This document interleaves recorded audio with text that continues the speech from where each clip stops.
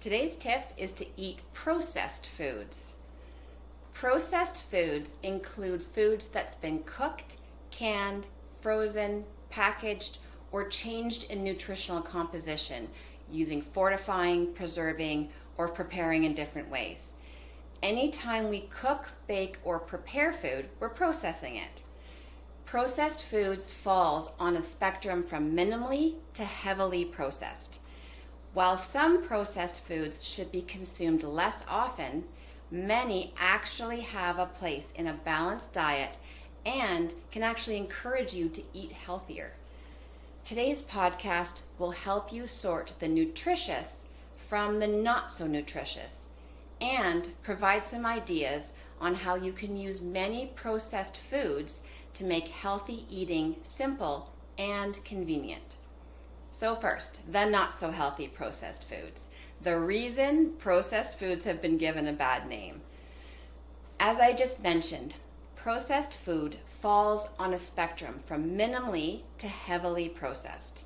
The most highly processed foods contain a lot of extra sugar, salt, oil, and calories.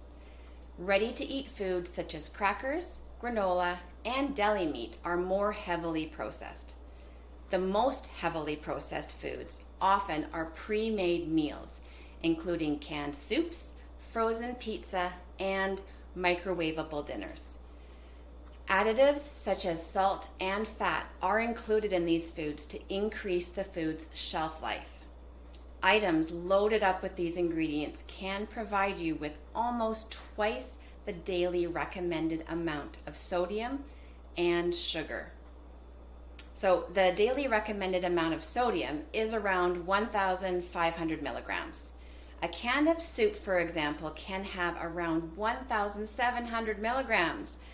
So the best rule of thumb for many processed foods is to read the label and find out the ingredients and nutritional information. Sometimes, though, it'll be easy to overlook these additives in the list of ingredients. Watch out for terms such as dextrose, maltose, trans fats, and hydrogenated oil. So, now for the good part. Let's talk about how including some processed food can actually help you eat more healthy, nutrient-dense foods. Any food that's changed in some way from its original form is considered processed.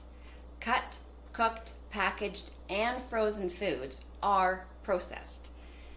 Because processed foods are often in a form that's more convenient to grab and go or eat with little preparation, this convenience element can eliminate a common barrier to healthy eating and allow you to easily include more fruits, veggies, and other powerful nutrients in your diet.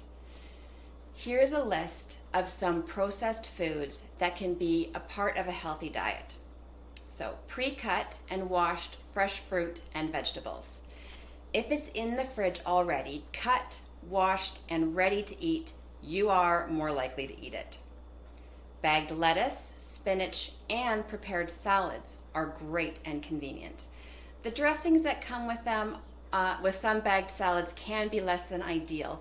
However, I just recommend using only a portion of the dressing or just skipping it and using plain oil and vinegar. Frozen produce is great. Go back and listen to episode 7 for more on this convenient, healthy, processed food. Many canned fruit packed in water or its own juice and canned veggies with no salt added are packed with nutrients. If you tolerate dairy, plain Greek yogurt is full of protein.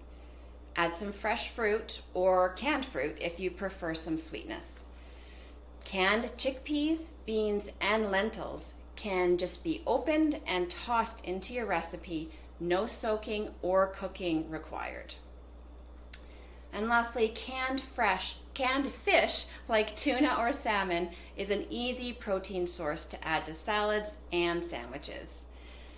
Life is busy and healthy eating can be overwhelming. So, despite processed food's bad reputation, for which the most part it's deserved, Including some healthy processed foods in your diet can help you conveniently prepare healthy meals and snacks, allowing you to manage your weight and improve your health. Willpower not required. Thanks so much for listening. I'd love to hear from you, so send me your tips, questions, or feedback.